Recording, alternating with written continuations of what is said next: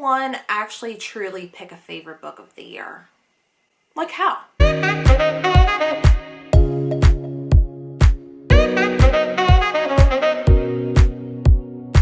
What is up, you guys? My name is Jessie and welcome back to my channel, or welcome if you are new. Today I'm going to be telling you all about the top 10 books that I loved this year. These books are the ones that I am always recommending, always talking about, and I'm just like, please read my favorite book. So yeah, let's not elaborate. Let's just get into the books. I think I'm going to start from number 10 to my number 1 spot. The first book I want to talk about is actually one that I just recently read this month, so you're getting a little bit of a sneak peek of my December wrap up, but that is The Wife Upstairs by Rachel Hawkins. This was such a surprise for me. Like, I'm so shocked this actually made the list, but I loved this book. And one thing that I really enjoyed, it reminds me of The Wife Stalker by Liv Constantine, but way better. Like, this one was executed so much better in my opinion. I don't want to give too much away. I may be wrong about the comparison. And I just found out it's actually like a classic retelling from Jane Eyre, which I did not know about, nor have I read it. But this one was so good. If you don't know what this one is about, is a new release. You can actually get it on Book of the Month, or you can wait till the end of January, I think, to get this book. I don't even know how to like summarize the synopsis without giving too much away. But you have this one girl named Jane. She basically gets into like this like richy neighborhood as like the dog walker. But she meets this guy named Eddie, whose wife just mysteriously disappeared and no one knows what happened to her, and somehow there's like this chemistry that gets intertwined between the two, which I love, and no one knows what happened to their wife. She's just missing, presumably dead, and she kind of, as she starts forming a relationship with Eddie, she gets involved into the wife's friends that are in this neighborhood, which I love, like snooty neighborhood, like gossip. Like, I don't know why, but that I love reading about that. But on the other hand, there's a lot of secrets, and is the wife really missing? I don't know. You'll have to read to find out. Coming in at number 9 is The Bromance Book Club. I know I've talked about this book so much here on this channel, but this one just gives me such great memories. Like, I read this book in March, right when the pandemic happened, and you know, it was very new, very scary. And this one just completely distracted me from everything that was going on in the world. So that's one thing I really loved about this book. However, this is such a cute romance. I highly recommend you pick this one up. This one has to do with a guy named Gavin who is trying to save his marriage because his wife is wanting a divorce. So his baseball buddies make him join this bromance book club. They read these like super cheesy, like Fabio type romance books, and it's so cute, and they take those books and apply them to their everyday lives. I really enjoyed this one. It was so cute, and it was nice to read about like married couples. Like, I really enjoyed that. I would say the only thing I did not like about this is the actual like book that they're reading, like the fiction inside the fiction, but I just kind of skimmed those chapters, to be honest, but I really enjoyed this one. Number 8, this is actually the only favorite that I do not physically own the copy of it yet, but that is The Seven Husbands of Evelyn Hugo. Again, this was such a surprising book for me. I did not think I was going to like this book. I don't know what made me want to read this book, but it was such a joy to read. I absolutely loved it. And one thing I really loved about this book was Evelyn Hugo made me want to scream the entire time, because I like love her and I hate her at the same time. Like, she's one of those characters that you just feel so strongly about. I know I'm the last person to ever read this book, so if you haven't read this one, which I doubt it, you should totally pick it up. This one has to do with like Evelyn Hugo and her life story. She's giving this woman named Monique a once-in-a-lifetime exclusive all about her life and her rise to fame in the Hollywood movie scene. And she's been married 7 times, and she goes over each husband. And this book, loved it. Number 7 is The Night Swim by Megan Golden. I loved this one. This is one that I kind of had to like sit on after finishing it, because I was originally going to give it 4 stars, but the more I kept thinking about it, I was like, this is really a 5-star read.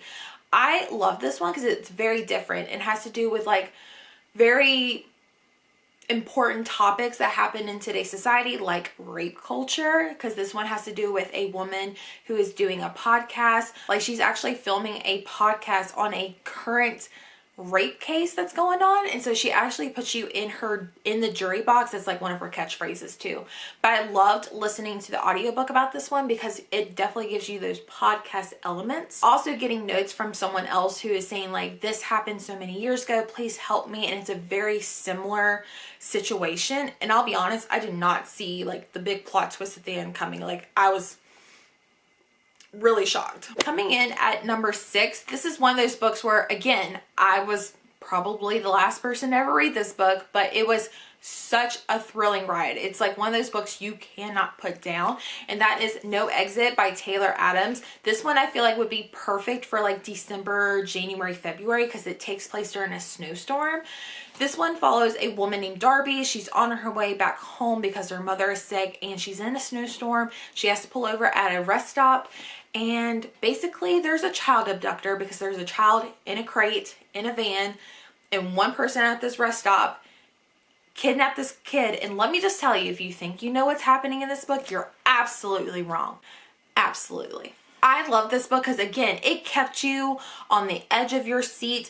I would really love to see this one as a movie. This would be such a high action packed. It's got one of those like one scene type of settings, like you don't really go anywhere else. Like, it's just in one setting and it's in like one specific timeline because it happens within hours. Like, it's one of those super fast-paced books, and I would definitely pick this one up if you haven't. Y'all, if you have been watching my channel at all this year, you should know 11/22/63 by the Stephen King was bound to make this list. I love this monster of a book. It's 850 pages. Please do not be scared because it is so wonderful. I loved this book from start to finish. It had me sobbing at the end. I know it's a Hulu series, but I highly recommend you pick up this book. This one has to do with a guy named Jake who's able to go back in time, and he's on a mission to stop the assassination of JFK. But he can only travel to 1958. Yeah, 1958. And he has to spend 5 years before the assassination, and he develops like these little like missions, and he meets all these people, and you guys, this book is so good. I highly recommend you pick this one up. Next, I'm going to be talking about the one book that I was the most anticipated to read, and it did not disappoint, and that is Riley Sager's Home Before Dark. I know a lot of people did not like this one, and I know a lot of people did. I loved it. This is so good. This is probably my favorite one out of all 4 books he's written. This one has to do with a girl named Maggie who inherits her father's house that she lived in when she was 5. The house is supposedly haunted. She doesn't remember anything that happened, and her dad wrote a book about their experience in this haunted house, and she doesn't believe it happened. So after her father passes away, she goes back to the house. Spooky shit starts happening. Guys, this book was so good, and I love how it's got part of the dad's book in here. So you're reading parts of Maggie's present, and then you're reading the actual book that her father read. I loved that setup. That was so clever. So good. I loved this book. Definitely recommend. Coming in at spot number 3, this is a Colleen Hoover book, and it is November 9. I loved this book. I think this one is my favorite Colleen Hoover to recommend, because this one, I feel like it gives you like the perfect like emotion.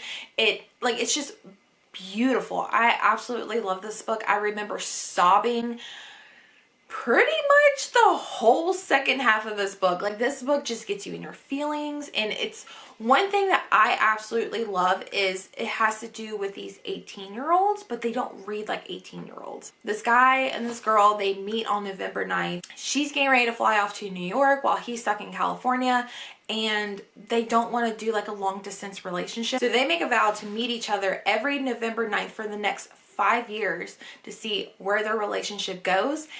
And I loved it. Like, they don't have phone numbers, emails, nothing.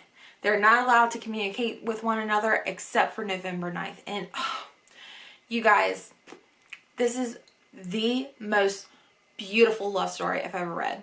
Check it out. Coming in at spot number 2 is, no surprise, this is probably my most recommended thriller ever on this channel, and that is going to be Behind Closed Doors by B.A. Paris. I was so drawn to this book from page 1. This is one of those books where you know something's not right, but you don't know what's going on until like way down the line.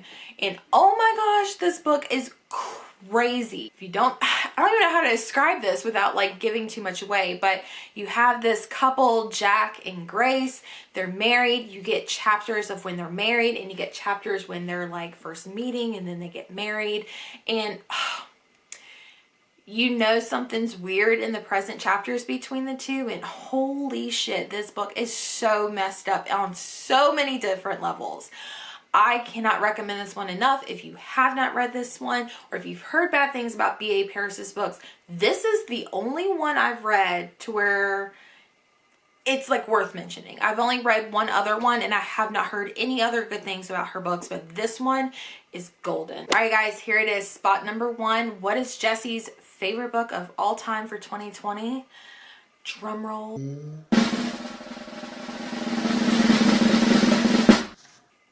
All Your Perfects by Colleen Hoover. And the reason why this is my favorite book is because I connect so much with this book on so many different levels. This one has to do with a couple who are married and they're struggling with infertility. And I've actually struggled with that my entire life. So reading about something that I relate to is just crazy. I absolutely love this one because you meet the couple when they first met and how their relationship blossoms, and then you're also reading the chapters while they're married, while they're struggling. I just absolutely loved it. I bawled my eyes out. The ending was perfect.